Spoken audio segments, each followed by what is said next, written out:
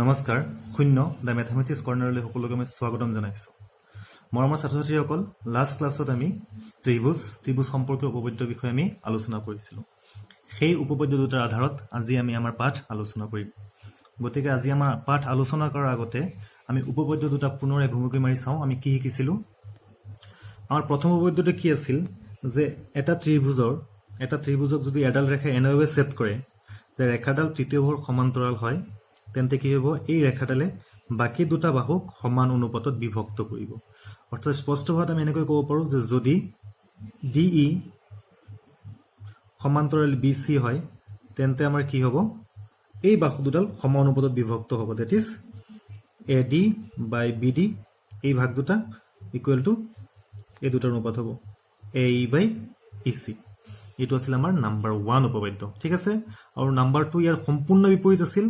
অৰ্থাৎ যেতিয়া এই অনুপাতটো সমান হ'ব তেতিয়া বাহু দুডাল কি হ'ব, আমাৰ সমান্তৰাল। অৰ্থাৎ এই ত্ৰিভুজটোত যদি এডাল ৰেখা এনেভাৱে ছেদ কৰে যাতে এই অনুপাত দুটা কি হৈ গ'ল আমাৰ সমান, তেন্তে আমি ক'ব পাৰিম যে DE সমান্তৰাল BC, ঠিক আছে। এই উপপাদ্যটোক কোৱা হয় তোমাৰ মৌলিক সমানুপাতিকৰ উপপাদ্য, বা ইংলিছত কোৱা হয় বেচিক প্ৰপৰ্চনেলিটি থিয়ৰম, যাক আমি চিম্পলি BPT বুলি লিখিব পাৰোঁ, ঠিক আছে। চ' ইয়াৰ আধাৰতহে আমি অংকবোৰ কৰিম। মৰমৰ ছাত্ৰ ছাত্ৰীসকল, ইয়াত কথা এটা নটিচ কৰিবা তোমালোকে, এই চিত্ৰটো যোনটো আছে বা ত্ৰিভুজটোৰ এডাল ৰেখা দিয়ে বিন্দু ছেদ কৰিছে আৰু যদি পৰস্পৰ সমান্তৰাল হয় তেন্তে তোমাৰ এইটো আমি লিখিব পাৰিম সমান অনুপাতত বিভক্ত কৰে। একে কথাকে ইয়াতে ক'ম, কিন্তু ইয়াত মই এনেকৈ দিম, ৰেখাটো ছেদ কৰা ৰেখাডাল এনেকৈ আছে, D আৰু E বিন্দু ছেদ কৰিছে। এই ক্ষেত্ৰত এই দুটা বাহু সমান্তৰাল আছে, এই ক্ষেত্ৰত কোন দুটা অনুপাত সমান হ'ব। চ' স্পষ্টভাৱে আমি ক'ব পাৰিম যে BD by AD is equal to BE by EC।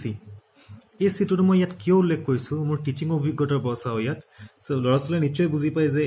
এই বাহু দুটা সমান্তৰাল আছে, কিন্তু যেতিয়া অনুপাত লিখে তেতিয়া এইখিনিৰ পৰা আৰম্ভ কৰে। অৰ্থাৎ এইটো এনেকৈ লিখে AD by BD equal to লিখে আমাৰ BE by EC। AD by BD is equal to লিখি দিয়ে BE বাই EC, কিন্তু এইটো সম্পূৰ্ণ ভুল। চ' এই ক্ষেত্ৰত তোমালোকে কেনেকুৱাকৈ সাৱধান হ'বা, চাবা ইয়াত যে এই সমান্তৰাল ৰেখাডাল কোনডাল আছে, এই ৰেখাডাল ইয়াৰ লগত সমান্তৰাল হৈছে নে নাই, এই সমান্তৰাল বিপৰীত ফালে যোন বিন্দুটো থাকিব সেই বিন্দুৰ পৰাহে অনুপাতটো ল'ম। BD DA BE EC, মানে এই দুডাল সমান্তৰাল ৰেখাৰ বিপৰীত ফালে যোনটো বিন্দু থাকিব সেইটো হ'ব আমাৰ শীৰ্ষবিন্দু। এই ত্ৰিভুজটোৰ ক্ষেত্ৰত এইটো শীৰ্ষবিন্দু আছিল, ওপৰ ফালে আছে বুলি আমি শীৰ্ষবিন্দু বুলি ক'ব নোৱাৰোঁ, কাৰণ এইটো যদি ভূমি হয়, এই ৰেখাটো যদি সমান্তৰাল হয়, তাৰ বিপৰীত ফালে থকা বিন্দুটোক আমি শীৰ্ষবিন্দু বুলি ক'ম। চ' এই ৰেখাটোৰ যদি সমান্তৰাল হয়, সিহঁতৰ দুটাৰ বিপৰীত ফালে এই বিন্দুটো আছে, গতিকে ইয়াক আমি কি বুলি ক'ম, শীৰ্ষবিন্দু। তো এই ক্ষেত্ৰত আমি বিৰ পৰাহে অনুপাতটো লোৱা আমি আৰম্ভ কৰিম, ঠিক আছে। আৰু এটা চিত্ৰ দিওঁ আমি, এইবাৰ এনেকুৱাকৈ দিলোঁ, ধৰি লোৱা ST বিন্দু ছেদ কৰিলে, তেতিয়া শীৰ্ষবিন্দুটো কি হ'ব, এই দুটা ৰেখাৰ বিপৰীত ফালে কোনটো বিন্দু আছে আমাৰ R। চ' Rৰ পৰা অনুপাতটো ল'ব লাগিব। অনুপাতটো কি হ'ব আমাৰ RS by SP equal to RT by TQ, ঠিক আছে।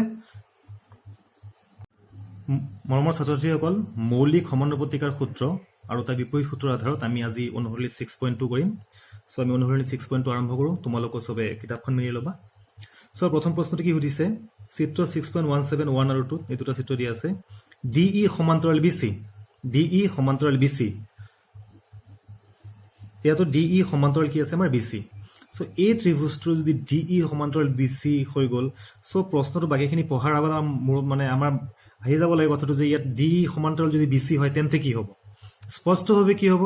যদি DE সমান্তৰাল BC হয় তেন্তে AD by DB is equal to AE by EC হ'ব। অৰ্থাৎ অনুপাত দুটা সমান, ইয়াতো একেটা কথাকে হ'ব। চোৱাৰ পিছত কি সুধিছে, 1ৰ পৰা EC উলিয়াব লাগে, EC যোগটো উলিয়াব লাগে, আৰু 2ৰ পৰা AD উলিয়াব লাগে। নম্বৰ 2ৰ পৰা কি উলিয়াব লাগিব, আমাৰ AD উলিয়াব লাগিব। আহা আমি সমাধান কৰোঁ। কিতাপখনত চাবা যে এইকেইটা বাহুৰ যোগ দিয়া আছে, ADৰ যোগ দিয়া আছে আমাৰ 1.5, চিত্ৰত দিয়া আছে BDৰ যোগ দিয়া আছে 3 চেণ্টিমিটাৰ, AE যোগ দিয়া আছে 1 চেণ্টিমিটাৰ। আৰু আমাৰ মূল বস্তু কি দিয়া আছে যে DE সমান্তৰাল BC। চ' DE সমান্তৰাল যদি BC হয় কি হ'ব আমাৰ, এইটো আৰু বেলেগকৈ বেছিকৈ বুজোৱাৰ দৰকাৰেই নাই। যে DE সমান্তৰাল যদি BC হয় তেন্তে মৌলিক সমানুপাতিকৰ উপপাদ্য মতে কি হ'ব, আমাৰ AD by BD is equal to হ'ব কি আমাৰ AE বাই EC। এতেকে লিখিব পাৰিম যে AD বাই BD, এই অনুপাত দুটাৰ কথা কৈছোঁ, AD আৰু BD ইকুৱেল টু কি হ'ব আমাৰ AE বাই EC। এইটো আমি লিখি দিওঁ ইয়াত যে BPT মতে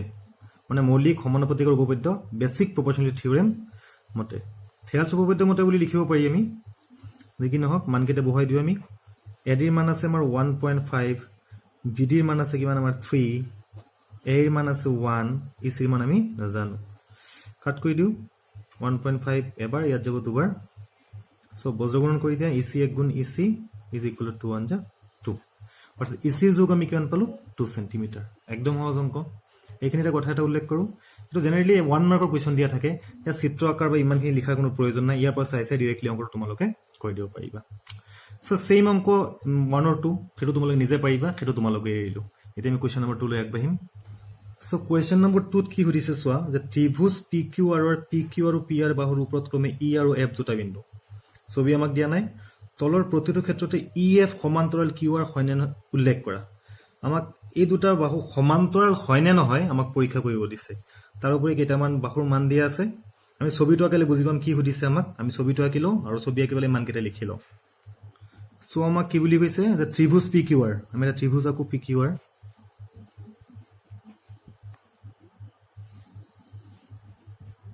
তাৰপিছত কি কৈছে যে PQ আৰু PR বাহুৰ ওপৰত E আৰু F দুটা বিন্দু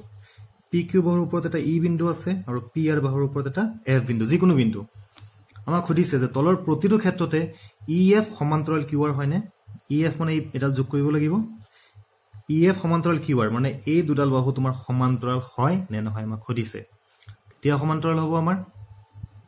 উপপাদ্য 6.2 মানে আমাৰ মৌলিক সমানুপাতিকৰ উপপাদ্যৰ বিপৰীত উপপাদ্যটো ব্যৱহাৰ কৰিব লাগিব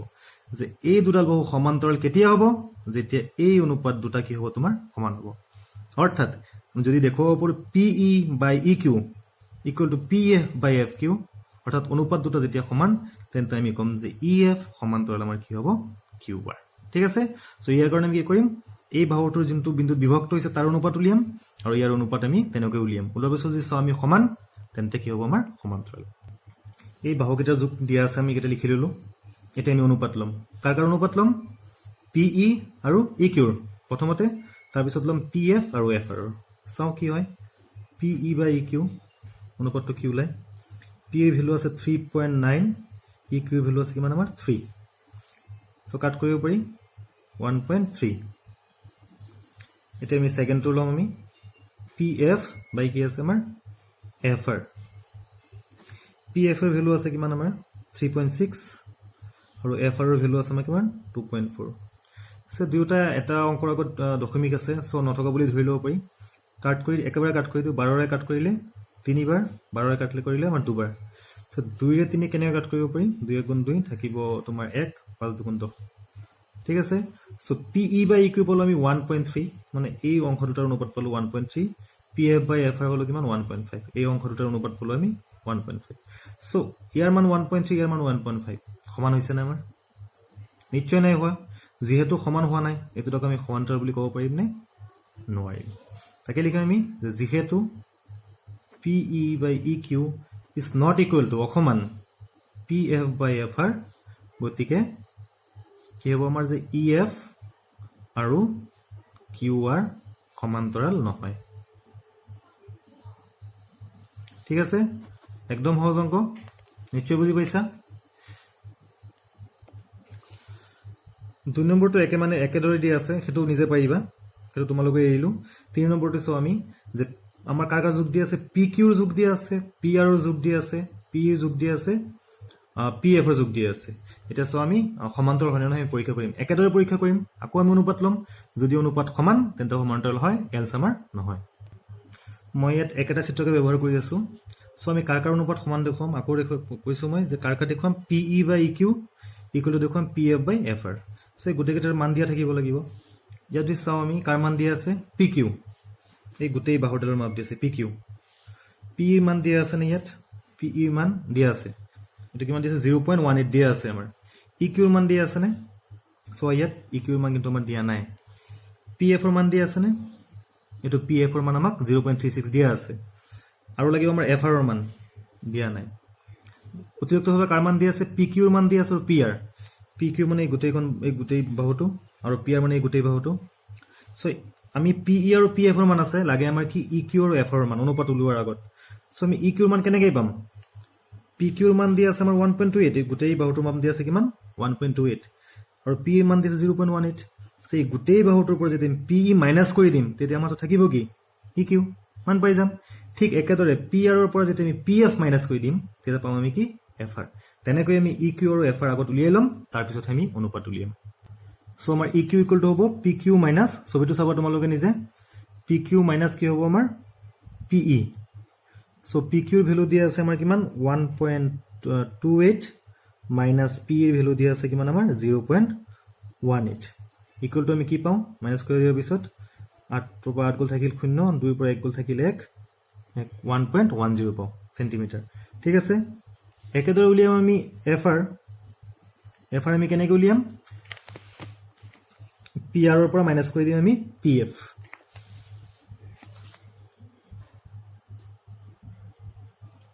পি আৰ ৰ মান দিয়া আছে আমাৰ কিমান 2.56 আৰু পি এফ ৰ মান দিয়া আছে 0.36 মাইনাছ কৰি দিয়া 2.20 এতিয়া আমি এই গোটেই কেইটাৰ যোগ পাই গলো যেকেইটা লাগে আমাৰ P E E Q P F F R গোটেই কেইটাৰ মান পাই গলো এতিয়া আমি এইকেইটা আমি অনুপাত লম সো এটাকে প্ৰথম অনুপাতটো ল'ব লাগিব P E by E Q ছবিটো চাই থাকিবা তোমালোকে P E by E Q so P ইৰ ভ্যালু আছে আমাৰ কিমান 0.18 আৰু ই কিউৰ ভ্যালু আমি জাস্ট পালো 1.10 ইয়াতো তোমাৰ একে সমান দশমিক আছে একে সমান অংকৰ আগত দশমিক আছে নথকা বুলি ধৰি ল'ব পাৰি সো 2 ৰে কাট কৰিলে যাব আমাৰ 9 বাৰ 2 ৰে কাট কৰিলে যাব আমাৰ 55 বাৰ 9/55 যে দ্বিতীয় অনুপাতটো লম P F by F R কি পাও P F by F R P F এৰ ভ্যালু দিয়া আছে আমাৰ 0.36 আৰু এফ আৰ ভ্যালু পালো আমি 2.20 ইয়াতো একে ধৰণে কাট কৰিব পাৰি দশমিক নথকা বুলি ধৰিব পাৰি 3 ৰে কাটিলে যাব 3 ৰে নাযায় 2 ৰে কাটিলে যাব কিবাৰ 18 বাৰ ইয়াত 2 ৰে কাটিলে যাব 110 সো আৰু কাট কৰিব পাৰি আমি 2 ৰে কাটিলে যাব 9 বাৰ 2 ৰে কাটিলে যাব 55 বাৰ ইকুৱেল টু পালো আমি 9/55 এতিয়া সো ইয়াৰ মানো 9/55 ইয়াৰ মানো 9/55 তাৰ মানে অনুপাত দুটা সমান যদি অনুপাত দুটা সমান তেন্তে তোমাৰ কি হ'ব বাহু দুডাল পৰস্পৰ সমান্তৰাল হ'ব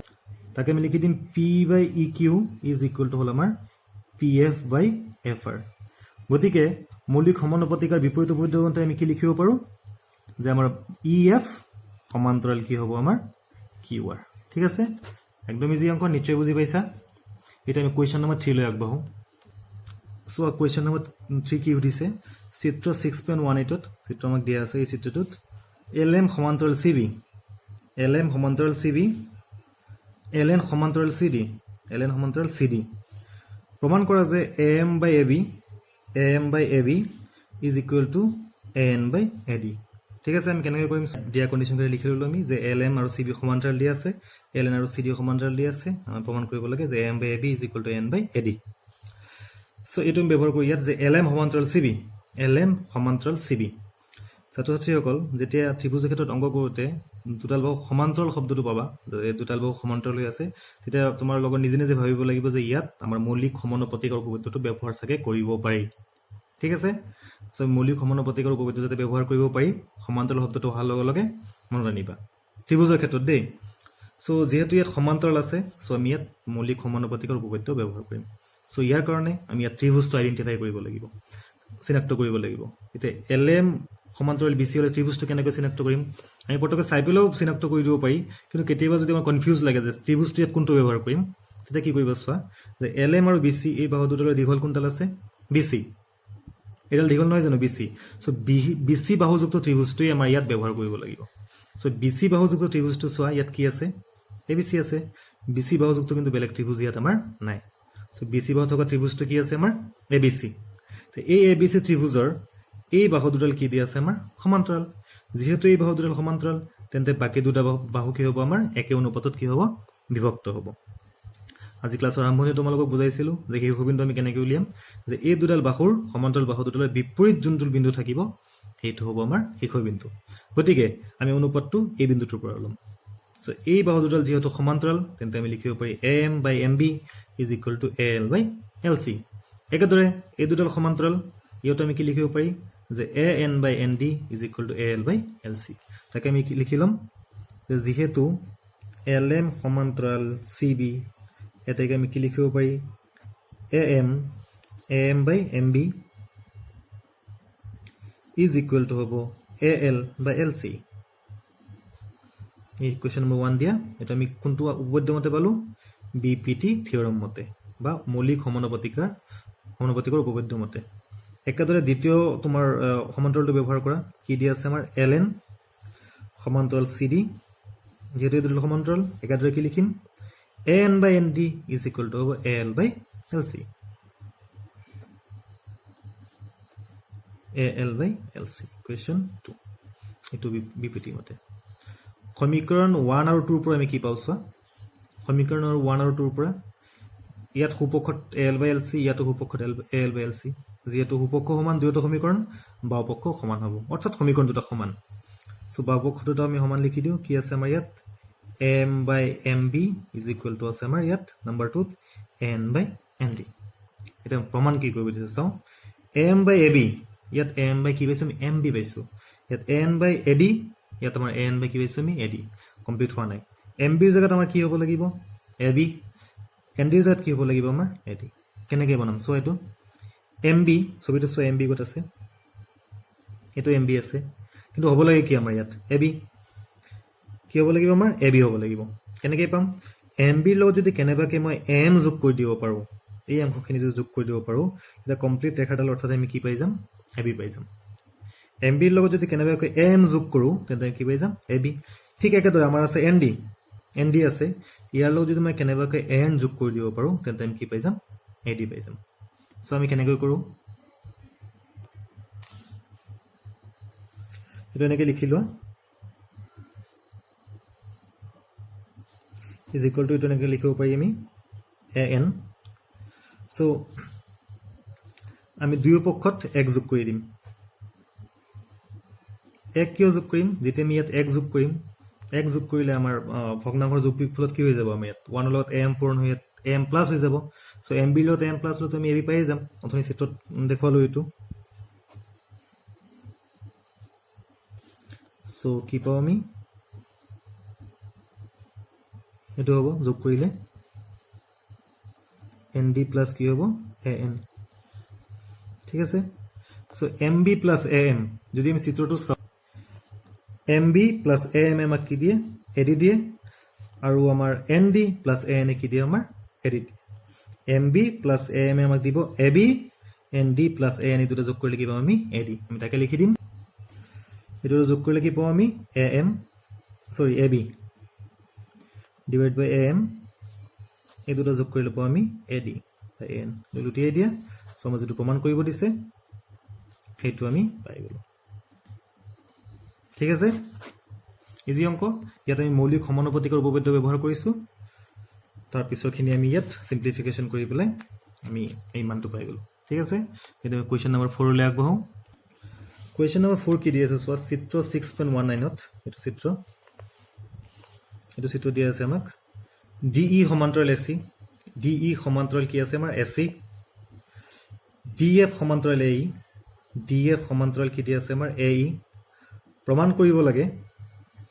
BF by FE is equal to BE by EC ছবিটো আঁকিলো আমি 4 নম্বৰ দিয়া আছে DE সমান্তৰাল AC DE সমান্তৰাল AC আকৌ সমান্তৰাল শব্দটো আহিল সো নিশ্চয় আমি মৌলিক সমানুপাতিকৰ উপপাদ্য ব্যৱহাৰ কৰিম আৰু এটা দিয়া আছে DF সমান্তৰাল AE DF সমান্তৰাল AE যেল AE প্ৰমাণ কৰিব লাগে BF by FE BF by FE is equal to BE by EC BE by EC আমি কেনেকৈ কৰিম সো প্ৰথমটো ব্যৱহাৰ কৰো যেহেতু আমাক দিয়া আছে DE সমান্তৰাল AC এটাকে কি হয় আমি এটা ত্ৰিভুজটো ফাৰ্স্ট আইডেন্টিফাই কৰিম যে DE আৰু AC কোনটো ত্ৰিভুজ ব্যৱহাৰ কৰিম আমি ইয়াত AC বাহুযুক্ত ত্ৰিভুজ সো AC বাহুযুক্ত ত্ৰিভুজ কি আছে ইয়াত ABC আৰু এটা আছে ইয়াত কিন্তু AEC সো ABC লম নে AEC লম আমাক যেহেতু DE সমান্তৰাল AC দিয়া আছে সো যদি আমি AEC ত্ৰিভুজটো লও তেন্তে DE টো কিন্তু কভাৰ নকৰে এইখিনি গতিকে আমি ত্ৰিভুজটো লব লাগিব কি আমাৰ ABC ঠিক আছে প্ৰেক্টিস কৰিবা এনে ত্ৰিভুজ চকুত পৰি যাব কোনটো ত্ৰিভুজ লব লাগে আসলতে চ' AC আৰু DE এই দুটা সমান্তৰাল চ' AC বাহুডাল দীঘল চ' AC বাহু থকা ত্ৰিভুজটো ল'ব লাগিব তাত ডিউটো থাকিব লাগিব তাত চ' AC বাহু থকা ত্ৰিভুজটো হ'ব আমাৰ ABC ত্ৰিভুজটো ল'ম এই দুডাল সমান্তৰাল বাহু ব্যৱহাৰ কৰিবৰ কাৰণে এতিয়া আমি ABC ত্ৰিভুজটো যে ল'লো চ' ইয়াত শীৰ্ষবিন্দু কোনটো ল'ব লাগিব এই সমান্তৰাল বাহু সাপেক্ষে যে এই বাহু দুটালে বিপৰীত ফালে কোনটো আছে আমাৰ বিন্দু B ল'ব লাগিব এই ত্ৰিভুজটো কিন্তু প্ৰথম দেখাত শীৰ্ষবিন্দু A লাগে নহ'ব কিয় নহ'ব যে যিহেতু আমি ইয়াত এই দুডাল বাহু সমান্তৰাল হিচাপে ব্যৱহাৰ কৰিম DE আৰু AC গতিকে শীৰ্ষবিন্দু কি ল'ব লাগিব আমাৰ B এতিয়া আমি উপপাদ্যটো ব্যৱহাৰ কৰি দিওঁ DE সমান্তৰাল AC এটাকে তোমাৰ কি হ'ব একে অনুপাতত বিভক্ত কৰিব চ' কি হ'ব আমাৰ BD by DB is equal two কি হ'ব আমাৰ BE by EC যদি কনফিউজ হৈছে মই বাহিৰত এই ত্ৰিভুজটো এনেকৈ আঁকি ল'বা বেলেগকৈ এক্সট্ৰাকৈ আঁকি ল'বা AC to B আৰু ইয়াত কি আছে DE এটা তোমালোক বুজিবলৈ ইজি হৈ যাব চোৱা এই দুডাল সমান্তৰাল গতিকে কি হ'ব BD by AD is equal to BE by EC BD by AD is equal two কি হ'ব BE by EC ঠিক আছে নিশ্চয় বুজি পাইছা এতিয়া কিন্তু যিমান পাৰা ইয়াৰ পৰা কৰিবলৈ চেষ্টা কৰিবা আৰু কমপ্লিকেটেড ফিগাৰ আহিব আগলৈ চ' ইমান চিম্পলেষ্ট ৱেত নাযাবা প্ৰথম বুলি এনেকৈ দেখুৱাই আছোঁ আৰু চ' এইটো কি আমি গম পালোঁ কেনেকৈ হ'ল এতিয়া আমি এইটোলৈ যাওঁ আকৌ আমাক কি দি আছে DF সমান্তৰাল AE DF সমান্তৰাল AE চ' মোৰ ভিডিঅ'টো চোৱাৰ আগত অলপ সময় কাৰণে প'জ কৰি নিজে অলপ চিলেকশ্যন কৰে কোনটো ত্ৰিভুজ হ'ব চ' কি পালা ত্ৰিভুজ দুটা কি হ'ব ত্ৰিভুজটো কোনটো ল'ম ইয়াত চ' কি দি আছে DF সমান্তৰাল AE চ' AE বাহুযুক্ত ত্ৰিভুজটো ল'ব লাগিব যাতে DFও থাকে চ' AE বাহুযুক্ত ত্ৰিভুজটো কি হ'ব আমাৰ এইটো থকা এইফালে আহা BAE বা ABE ত্ৰিভুজটো পৰিব AE বাহুযুক্ত ত্ৰিভুজ হ'ব কি হ'ব আমাৰ ABE ঠিক আছে চ' ত্ৰিভুজটো কি পালোঁ আমি এনেকুৱা পালোঁ এইটো E এইটো AE এইটো B আৰু এইটো হ'ল আমাৰ DF এই দুটা সমান্তৰাল চ' কি হ'ব BD by AD is equal two কি হ'ব BF by FE so' BD by AD is equal two কি হ'ব BF by FE ইকুৱেশ্যন 1 এইটো লিখা নাছিলোঁ মই BPT মতে এই শব্দটো নিলিখিলেও কোনো ভুল নহ'ব অৱশ্যে কাৰণ এইটো সমান্তৰাল দিয়াই আছে আৰু এইটো BPT মতে হ'ব তথাপিও লিখি দিবা তোমালোকে যিমান দূৰ পৰা চ' ইকুৱেশ্যন 1 আৰু 2 তুলনা কৰি দিয়া কি পাওঁ আমি স্পষ্ট এইটো ইকুৱেশ্যন 1 আৰু 2 আগৰ নিচিনা তুলনা যদি কৰোঁ ইয়াত কি আছে আমাৰ BD by AD এইফালে আমাৰ বাওঁপক্ষ সমান হৈ আছে যিহেতু বাওঁপক্ষ সমান গতিকে ইকুৱেশ্যনটোৰ কি হ'ব আমাৰ সোঁপক্ষ সমান হ'ব আমি কি লিখিব পাৰোঁ যে B by EC is equal two BF by FE এইটোতো চাগে প্ৰমাণ কৰিব দিছিল আমাক BF by FE BE by EC BF by FE is equal to BE by EC এইটো লিখি দিয়া যেনেকৈ প্ৰমাণ কৰিব দিছিল তেনেকুৱাকৈ এইটো এইফালে লিখিছোঁ এইটো এইফালে লিখিছোঁ লিখিব পাৰোঁ তেনেকুৱাকৈ আমি একদম সহজ জাষ্ট মৌলিক সমানুপাতিকৰ উপপাদ্যহে ব্যৱহাৰ হৈ আছে ঠিক আছে নেক্সট কুৱেশ্যনলৈ আগবাঢ়োঁ আমি কুৱেশ্যন নম্বৰ 5লৈ যাওঁ কুৱেশ্যন নম্বৰ 5ত কি দিয়া আছে যে চিত্ৰ 6.20ত ডি সমান্তৰাল OQ এইটো চিত্ৰ আমাৰ DF সমান্তৰাল OR দেখুওৱা যে EF সমান্তৰাল QR চ' আমাক কি দিয়া আছে যে DE সমান্তৰাল OQ চ' গতিকে চাওঁ আমি DE সমান্তৰাল OQ এইটো আছে DE সমান্তৰাল OQ এই বাহুডাল আৰু এই বাহুডাল আমাৰ কি আছে সমান্তৰাল আৰু কি দিয়া আছে আমাৰ DF সমান্তৰাল OR এডাল DF সমান্তৰাল কি দিয়া আছে OR প্ৰমাণ কৰিব লাগে EF সমান্তৰাল QR EF কাৰ সমান্তৰাল QR দুটা সমান্তৰাল দিয়া আছে দুযোৰ বাহু প্ৰমাণ কৰিব লাগে তৃতীয় বাহুযোৰ আমাৰ কি সমান্তৰাল এতিয়া যোনটো আমাৰ প্ৰমাণ কৰিব দিছে যে EF সমান্তৰাল QR সমান্তৰাল বুলি প্ৰমাণ কৰিব দিছে অকণ ভাবাচোন কোনটো উপপাদ্য ব্যৱহাৰ হ'ব আমাৰ উপপাদ্য 6.2 অৰ্থাৎ বিপৰীত মৌলিক সমানুপাতিকাৰ উপপাদ্যটো ব্যৱহাৰ কৰিব লাগিব এই বাহু দুডাল কেতিয়া সমান্তৰাল হ'ব আমি কালি শিকিছিলোঁ যে সমান্তৰাল হ'লে অনুপাত সমান হ'ব বাহুৰ আৰু অনুপাত যদি সমান হয় তেন্তে কি হ'ব আমাৰ সমান্তৰাল গতিকে এই বাহু দুডাল সমান্তৰাল দেখুৱাবলৈ হ'লে অনুপাত দুটা কি দেখুৱাব লাগিব আমাৰ সমান্তৰাল দেখুৱাব লাগিব এই বাহু মানে এই EF আৰু QR থকা ত্ৰিভুজ যোনটো আছে ত্ৰিভুজটো কোনটো আছে QR বাহু থকা PQR আছে এই ত্ৰিভুজটোৰ বাহুৰ অনুপাত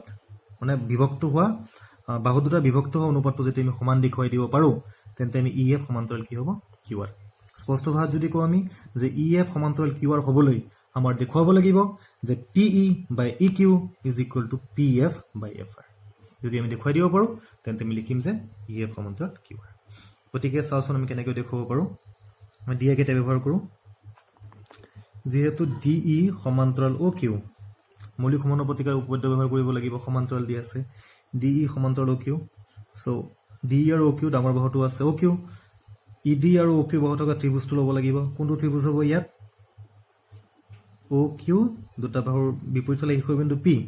এই দুটাৰ বিপৰীত ফালে শীৰ্ষবিন্দু কি আছে? P। গতিকে ত্ৰিভুজটো হ'ব PQO। P শীৰ্ষবিন্দু আৰু ভূমি হ'ব কি? OQ। যেনেকৈ শিকিছোঁ আমি ত্ৰিভুজটো হ'ব PQO। PQOৰ এই বাহু দুডাল কি? সমান্তৰাল। যিহেতু সমান্তৰাল মৌলিক সমানুপাতিকাৰ উপপাদ্য মতে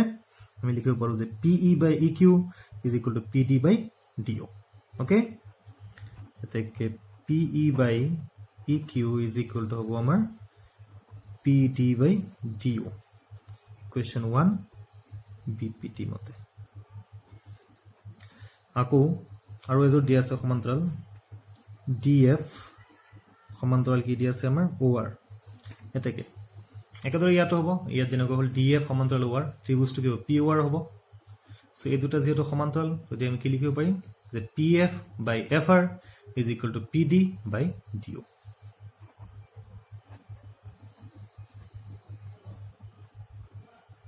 ঠিক আছে, ইকুৱেশ্যন নম্বৰ 2 এইটো BPT মতে। এতিয়া আকৌ ইকুৱেশ্যন 1 আৰু 2 তুলনা কৰি দিয়া। কি পাওঁ ইকুৱেশ্যন 1 আৰু 2 তুলনা কৰিলে? সুপক্ষ সমান, বাও পক্ষ কি হ'ব? আমাৰ সমান হ'ব। PE by EQ is equal to হ'ব PF by FR। Okay, so' আমি কি পালোঁ যে PE by EQ is equal to PF by FR। এইটো আমাক প্ৰমাণ কৰিব দিয়া নাই। প্ৰমাণ কৰিব দিছে কি আমাৰ যে EF সমান্তৰাল QR, এইটোহে প্ৰমাণ কৰিব দিছে। চ' আমি কি পালোঁ ইয়াত যে PE বাই EQ, PE এই বাহুডাল divided by EQ is equal to PF by FR। BPTৰ বিপৰীত উপপাদ্যটো পাই গ'লোঁ। যিহেতু অনুপাত সমান তেন্তে বাহু দুডাল কি হ'ব? আমাৰ সমান্তৰাল হ'ব। ঠিক আছে, এতেকে আমি লিখি দিম যে EF সমান্তৰাল হ'ব। এতেকে EF সমান্তৰাল কি হ'ব? QR। বিপৰীত BPT। ঠিক আছে, সমান দেখুৱাই দিলোঁ আমি। অনুপাত সমান হ'ল, গতিকে কি হ'ব? আমাৰ সমান্তৰাল।